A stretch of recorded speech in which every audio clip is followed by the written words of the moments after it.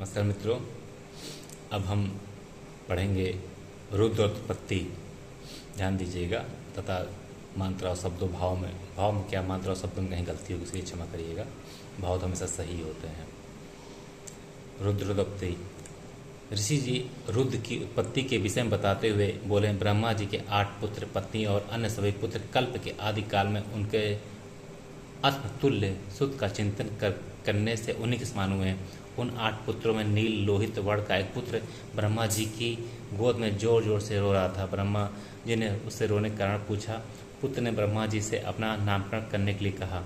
तब ब्रह्मा जी ने उसे रोने के कारण उसका नाम रुद्र रखा। इस नामकरण के बाद भी वह बालक 7 बार रोया।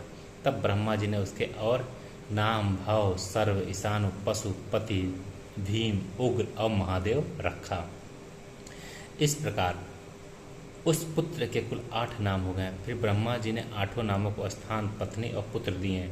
सूर्य, जल, पृथ्वी, अग्नि, वायु, आकाश, दीक्षित, ब्राह्मण और सोम ये उसके शरीर तथा सुवर्चला, उमा, विकेशी, स्वधा, स्वाहा, दिशा, दीक्षा, रोहिणी ये उसकी पत्नियां और शनैश्चर, शुक्र, लोहितांग,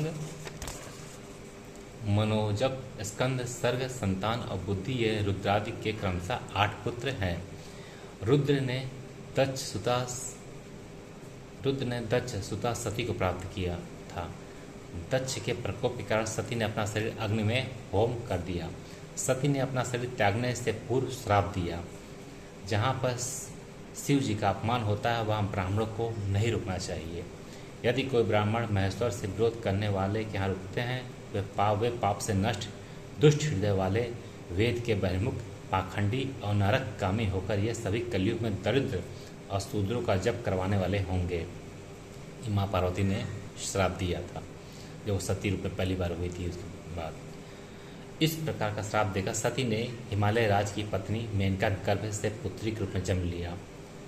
सती का भाई समुद्र का मित्र मैनाक था। इस जन्म में सती का नाम पार्वती पड़ा। पार्वती से भगवान भाव ने विवाह किया। भृगु की पत्नी ख्याति से धाता विधाता नाम के 2 देव पुत्र उत्पन्न हुए। स्वयंभू नारायण का विवाह लक्ष्मी जी के साथ हुआ। महात्मा मेरु के आयाति और नियति नाम की 2 कन्याएं थीं। ये दोनों कन्याएं मृग के पुत्र धाता और विधाता के साथ ब्याही गई।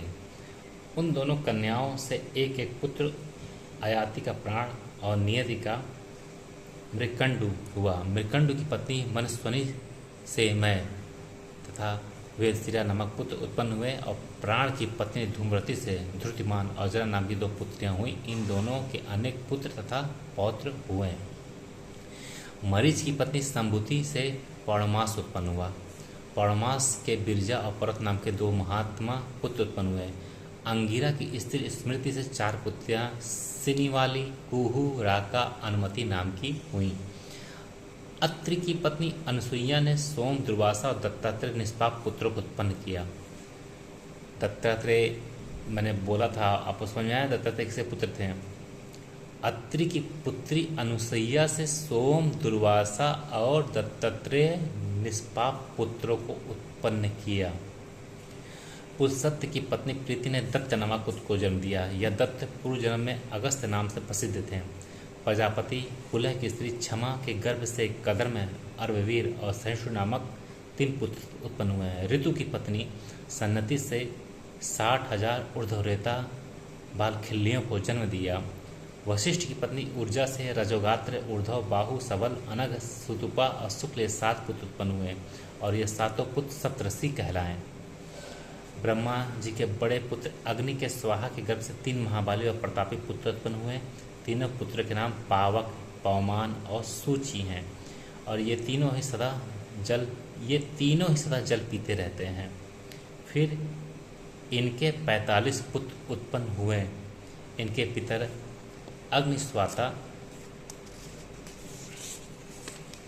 बहिष्ठ, अग्नि, साग्नि, सौधा ने पितरों से 2 ब्रह्मवादिनी और योगिनी कन्याएं मैना और धारण नामक की उत्पन्न की।